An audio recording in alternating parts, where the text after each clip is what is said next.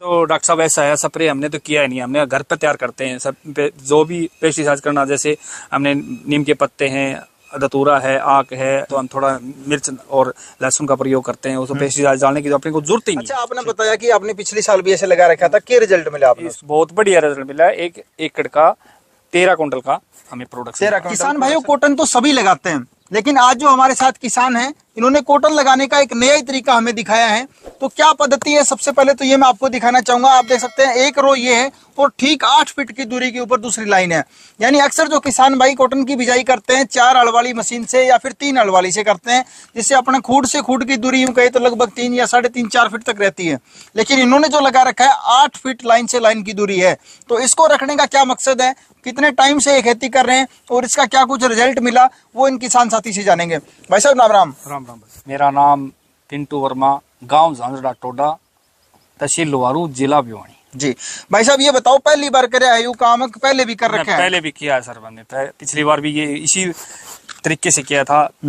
जैसे कि हमने 4-4 फीट पे ड्रिप निकाली हुई है। एक बार 8 फीट पे दूरी लगाने का यही है हमारा मेन मकसद, कि जैसे 4 फीट पे अब की बार लगा लिया, अगली बार ये बंद करके अगली लाइन में लगा लो। तो इससे जमीन है ना, फसल चक्कर बनाने की जरूरत नहीं है। इसी फसल में हम बार बार, छोटा किसान है वो कर सकता है इसमें। यानी अक्सर देखा जाता है कि किसान जैसे जिस खेत में एक बार नरमा लगा लिया, अगली साल कोशिश करेगा ग्वार बाजरा लगाए। हाँ, तो वो नहीं करना पड़ेगा, नरमा ही अगली साल लगा सका। बिल्कुल लगा सकते हैं। ठीक है। अच्छा भाई साहब, आपने ये बेड कैसे बनाए हैं, नालियां कैसे तैयार करी है? ये बेड बनाने का प्लाऊ से कहे हैं सर, मोर प्लाऊ जिसको बोलते हैं। हाँ। जो 2 का प्लाऊ होता है, उससे तैयार किया हमने। नाला बनवा के इसके अंदर अच्छी तरह गोबर की खाद मिक्स करके और फिर हमने इस तरीके से तैयार किए हुए।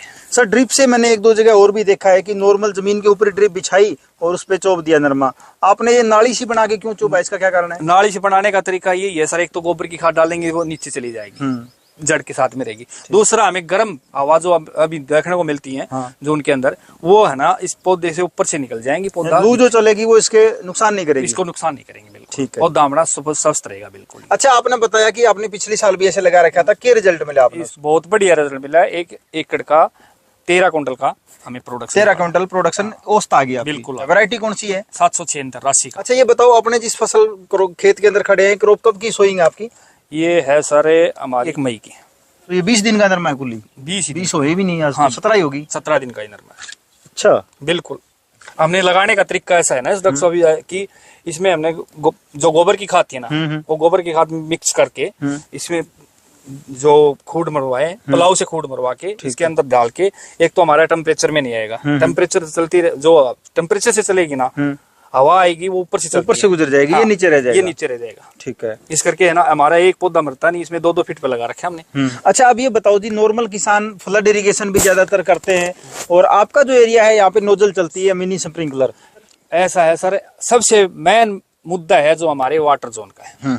पानी की समस्या बहुत ज्यादा है, उसी के चक्कर में हमने ये अपना के देखा। एक तो जो आपका ये नॉर्मल बिजाई वाला नरमा है, एक आप वाला है, इसमें आपको ऐसा कुछ देखने को मिला हो कि इसमें जैसे रोग अलग आया और आप वाले में कोई दिक्कत ना आई हो? नॉर्मल बिजाई में सर रोग इतने आएंगे, जो ये अभी लाल सुंडी बोलते हैं, वो 3.5 पे लगाते हैं ना, सिर्फ 3.5 या 4 फीट पे लगाते हैं, उसके अंदर मिलेगा। इसके अंदर आपको कोई रोग नहीं मिलेगा। हम आगे आपके पीछे बैक जो पिछली साल की फोटो है वो आपके आप अपलोड करवा देंगे। ठीक है, देख लेना। एक चीज नॉर्मल देखा जाता है, नरमा कपास के अंदर अपने खेती करते हैं तो थ्रिप्स आती है पत्ते के नीचे, जूस ही बोलते हैं अपने उसको, या फिर जो तेला चेपा का अटैक हो जाता है पत्ता। पिछली बार 2 सालों से अगर मैं बात करूं तो हरियाणा के अंदर ये बीमारी खूब आई है कि अचानक से नरमा में जैसे आग निकल गई हो, झुलस जाता है। इसमें किसी प्रकार का रोग नहीं आएगा, क्योंकि एक तो हवा मिलती रहेगी पौधे को, और एक लाइन से लाइन की दूरी अच्छी है, फिर पौधे को फैलने को भी जगह अच्छी, कैनोपी बढ़िया बनाएगा। बिल्कुल, हाँ जी। ठीक है।